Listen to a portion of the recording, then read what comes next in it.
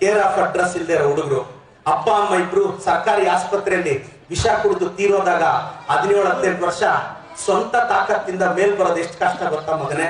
Back ground ಇಲ್ಲ, support ಇಲ್ಲ, ಸ್ವಂತ ಸೈಟ್ ಇಲ್ಲ, ಮನೆ ಇಲ್ಲ, ಏನೂ ಇಲ್ಲ. ಆದ್ರೆ ನಮ್ ಸಿದ್ದರಾಮಯ್ಯ ಸಾಹೇಬ್ರು, DK ಸಾಹೇಬ್ರ ಆಶೀರ್ವಾದದಿಂದ ಟಿಕೆಟ್ ಬಂತು. ನನ್ ಚಿಕ್ಕಬಳ್ಳಾಪುರ ಜನಾಡೆ ನನ್ನ ತಂದೆ ತಾಯಿ. ನಾನು ಗೆದ್ದ ಮೇಲೆ 70,000 ಮನೆಗೆ ಸೀರೆ ಕೊಟ್ಟೆ, ಗೆದ್ದ ಮೇಲೆ 20,000 ಮಕ್ಕಳಿಗೆ ಗಣೇಶ ಹಬ್ಬಕ್ಕೆ ಬಟ್ಟೆ ಕೊಟ್ಟೆ, ಗೆದ್ದ ಮೇಲೆ 8,000 ಮಕ್ಕಳಿಗೆ 1,000 ರೂಪಾಯಿ ಸ್ಕಾಲರ್ಶಿಪ್ ಕೊಟ್ಟೆ, BE MBBS ಓದ್ತಿರೋ ಹುಡುಗರು 5,000 ಸ್ಕಾಲರ್ಶಿಪ್ ಕೊಟ್ಟೆ. ನಮ್ಮ ಅಪ್ಪ ಅಮ್ಮ ಇನ್ ಟೈಮ್ ಹಾಸ್ಪಿಟ್ಲ್ಗೆ ಹೋಗ್ಲಿಲ್ಲ, ತೀರೋಗ್ಬಿಟ್ರು ಅಂತ 10 ಆಂಬ್ಯುಲೆನ್ಸ್ 24/7 ಅಮ್ಮ ಆಂಬ್ಯುಲೆನ್ಸ್ ಅಂತ ಫ್ರೀ ಸರ್ವಿಸ್ ಕೊಟ್ಟು ತಿಂಗಳಿಗೆ 12-15 ಲಕ್ಷ ಖರ್ಚು ಮಾಡ್ತಿದ್ದೀನಿ. ಇವೆಲ್ಲ ನನಗೆ ದುಡ್ಡು ಜಾಸ್ತಿ ಆಗಿ ಮಾಡ್ತಿಲ್ಲ. ದಾನ ಅಂದ್ರೆ ನಮಗ್ ಜಾಸ್ತಿ ಆದಾಗ ಮಾಡೋದಲ್ಲ, ಇನ್ನೊಬ್ರಿಗೆ ಬೇಕಾದಾಗ ಮಾಡೋದ್ ಮಗ. ನಾನು ಅದನ್ನೇ ಮಾಡ್ತಾ ಇದ್ದೀನಿ.